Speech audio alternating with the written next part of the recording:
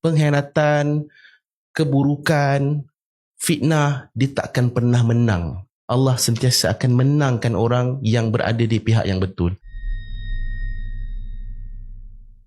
Siapa yang hianat kita, siapa yang fitnah kita, ada niat buruk dengan kita, dia lupa ke ada Tuhan yang sedang memerhati kita? Dan siapa yang buat pengkhianatan, Allah akan gagalkan pengkhianatan tu. At the first place, dia mungkin rasa dia menang.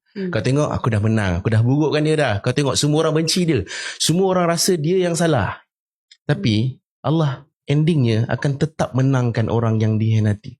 Pengkhianatan, keburukan, fitnah, dia takkan pernah menang. Allah sentiasa akan menangkan orang yang berada di pihak yang betul. Nabi Yusuf AS tak perlu nak defend beria sangat dekat mahkamah depan raja. Saya difitnah, saya tak salah, saya ni bersih, saya ni soleh. Tak. Zulaikha sendiri, isteri Al-Aziz sendiri mengakui Yusuf ni baik. Kami yang salah, kami yang dah goda. Cuma apa harga yang perlu Nabi Yusuf bayar?